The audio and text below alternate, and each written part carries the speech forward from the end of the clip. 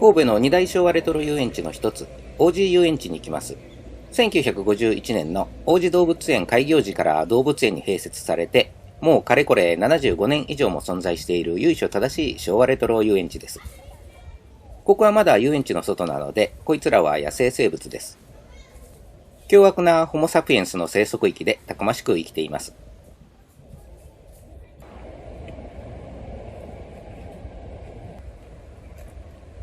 戦後間もない頃の雰囲気も残っています。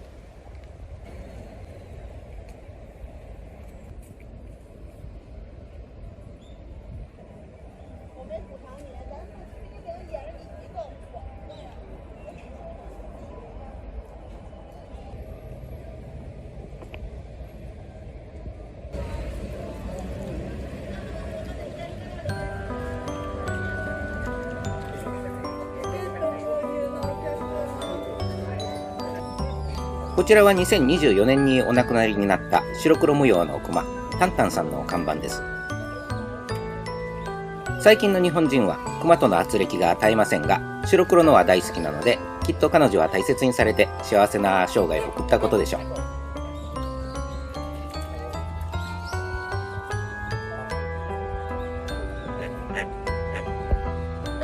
全体が戦後から7、80年ぐらいまでの雰囲気を保っている貴重な天然の昭和レトロスポットとなっています。この観覧車は1977年に設置されたものだそうです。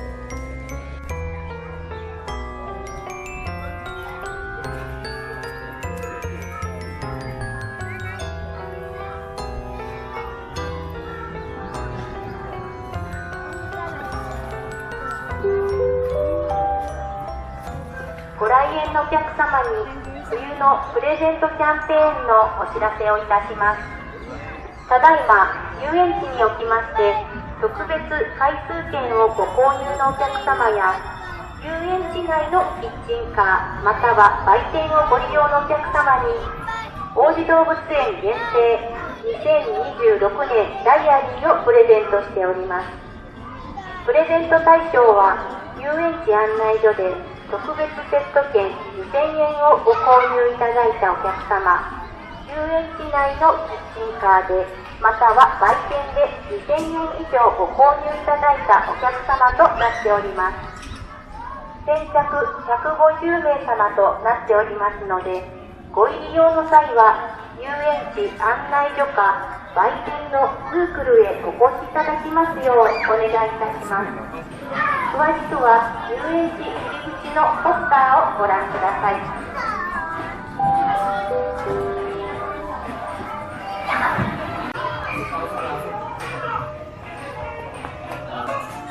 多分初代ウルトラマンの顔です。光の加減でしょうか、ちょっと不気味な感じもあるピカチュウ。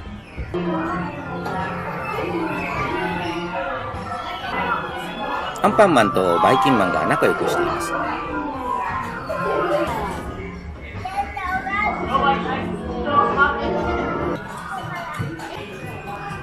こちらはモグラたたきのパチモン的なワニワニパニック。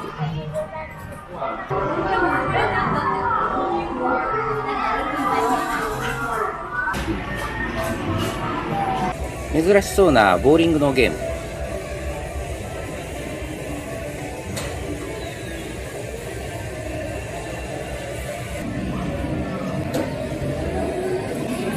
昭和の温泉旅館に必ずあった感じのホッケーゲーム。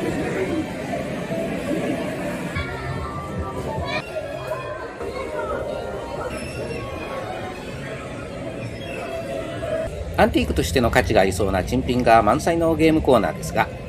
これはその中でもかなりの年代物のように見えます。貴重なアンティーク遊具です。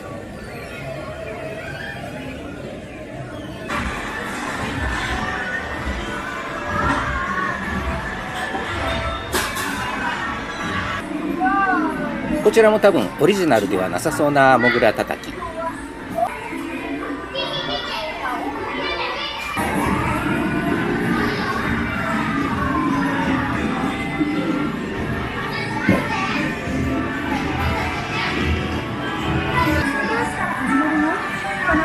これもかなりレトロな感じのバスケットボールのゲーム。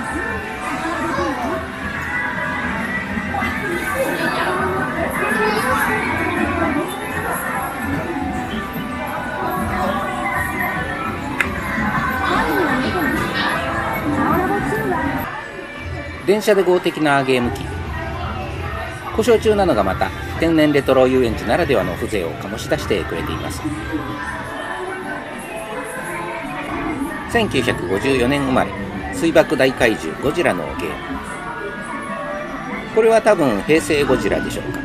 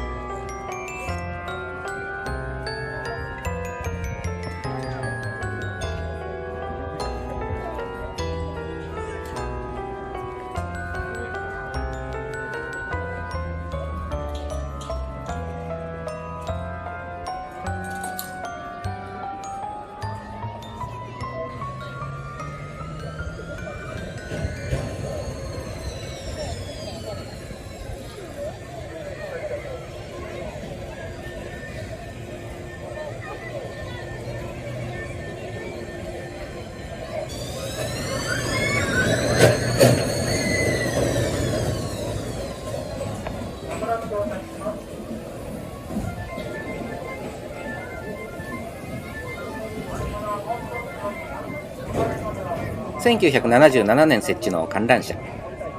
こちらは神戸市のホームページで老朽化への対応を図りつつ当面の間存続させますとわざわざ当面の間という文言を入れているので、ちょっと将来が不安な感じです。昭和テイスト全開のびっくり宇宙遊泳。多分グラングランしながら壁が動くやつです。これも絶対残してほしい施設の一つです。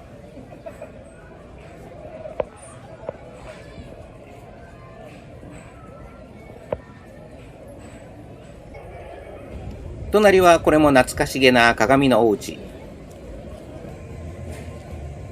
多分昔の映画でオーソン・ウェルズが迷い込んだやつです。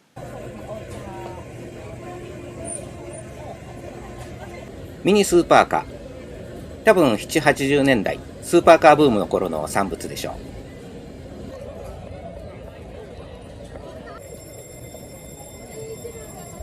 昭和レトロ遊園地というものはもっと閑散としているイメージだったんですが、思っていたよりずっと人気があるようです。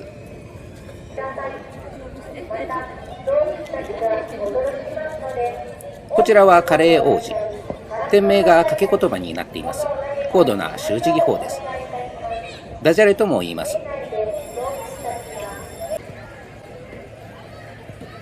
すでに閉まっていてリニューアル工事が始まりつつあるようです。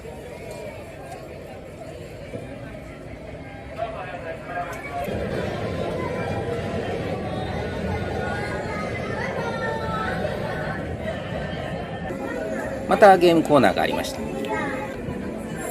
満51歳になったキティさん。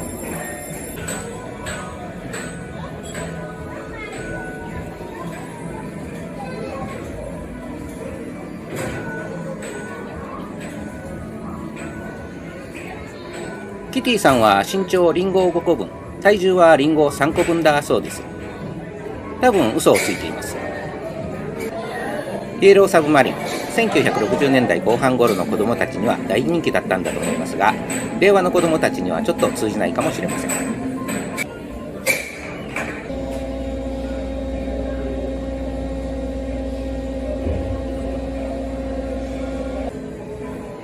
昭和時代の兵庫。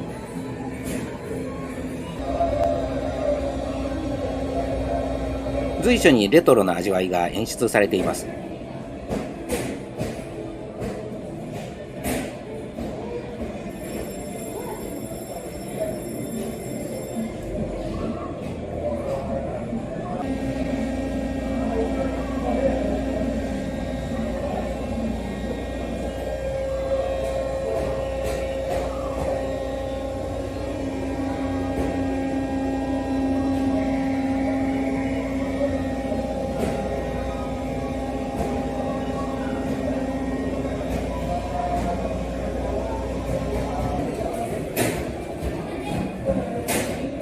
この豆列車のメーカーはすでに廃業しており、外の世界では随分と時が経ってしまっているようです。職人さんの匠の技で復活した豆列車。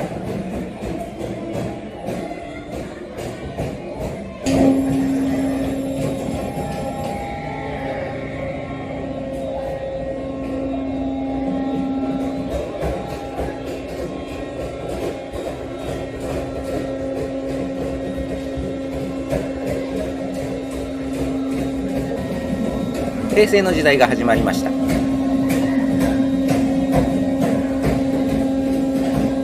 いろんな施設、遊具を見て回るだけで過去のさまざまな時代を行き来できる素晴らしい観光地です。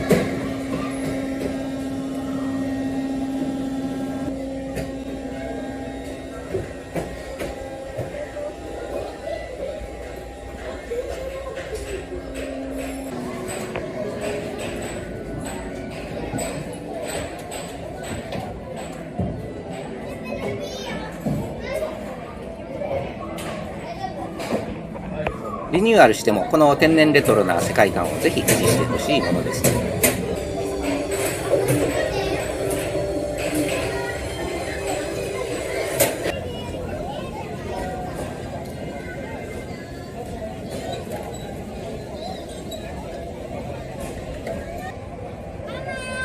このロボコンはロボットコンテストではありません。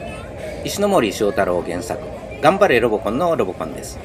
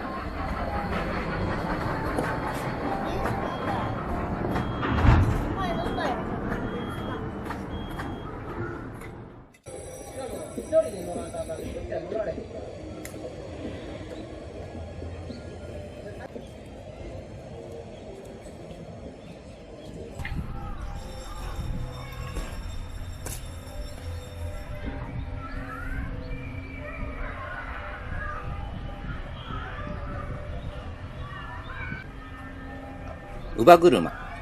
由緒正しい昭和の日本語が使われています。文科省は無用な外来語の反乱をどう思っているんでしょうか。個人的にはくだらない外来語を輸入するやつは懲役刑にすればいいのにと思っています。こっちがロボコン広場方面。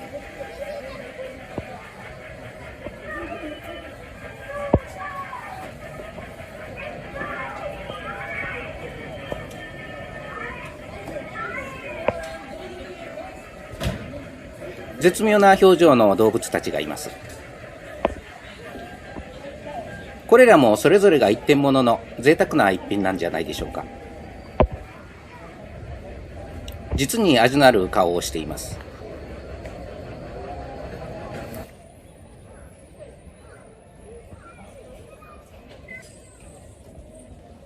ロボコンがいました。1970年代に人気を博した特撮番組の主人公なんですが、人々に忘れ去られた後もおよそ50年にもわたってここに立ち続けていたようです。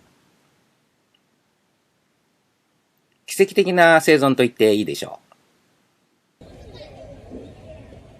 登録有形文化財に登録した方がいいんじゃないでしょうか。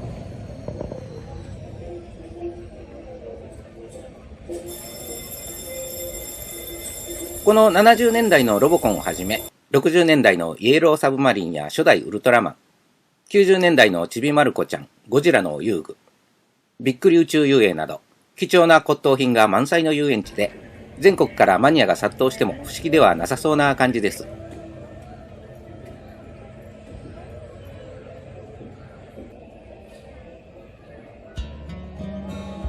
ちなみに王子動物園遊園地は1950年に行われた神戸博覧会の跡地に、前身の諏訪山動物園から動物たちが引っ越してきて開園しました。諏訪山時代からだと100年近くの歴史があることになります。象の諏訪子さんは歩いて引っ越したそうです。アバンゲールとかアプレゲールとか呼ばれたリアル戦争世代から平成令和の子供たちまで、多くの人にとっての思い出の場所でしょう。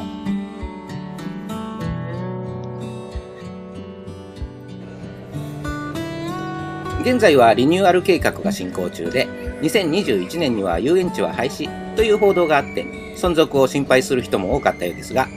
その後2025年の神戸市のホームページでは、動物園遊園地は存続しますと明言されているので、まずは一安心といった感じです。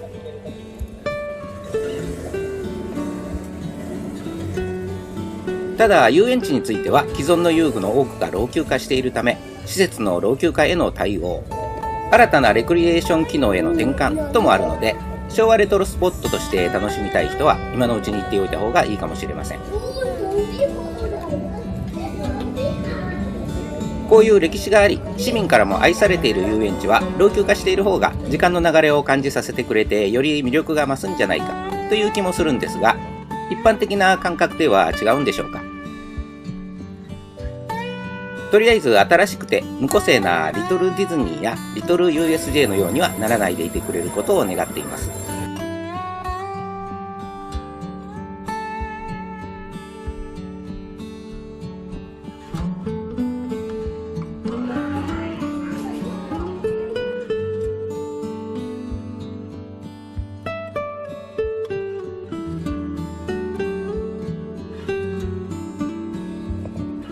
こちらは北野にあったハンターさんの家。明治40年の地区です。ハンターさんは多分神戸居留地の外国人で一番有名な人です。三菱造船、川崎造船と並んで日本三大造船所と言われた旧大阪鉄工所の創設者で、日本の国際結婚第1号にもなり、北野町に住みました。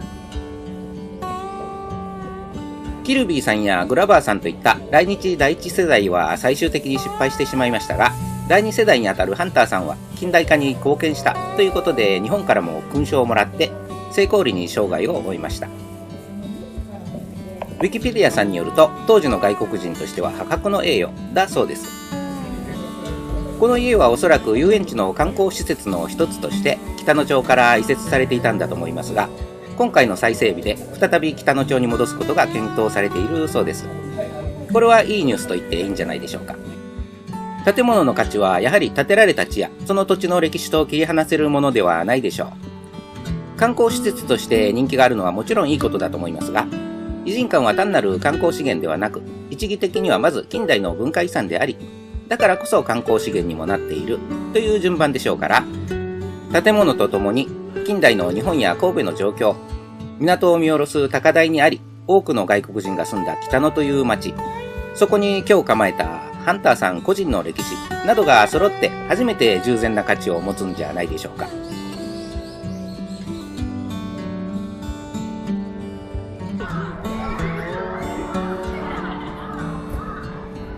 このレトロな遊園地、動物園には多くの人の思い出が集まっていて、令和の子供たちは今まさに思い出を刻んでいます。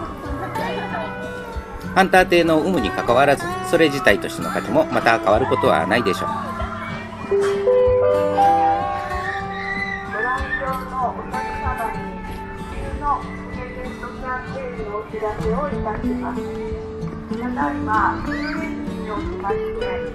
特別回数券をご購入のお客様や遊園地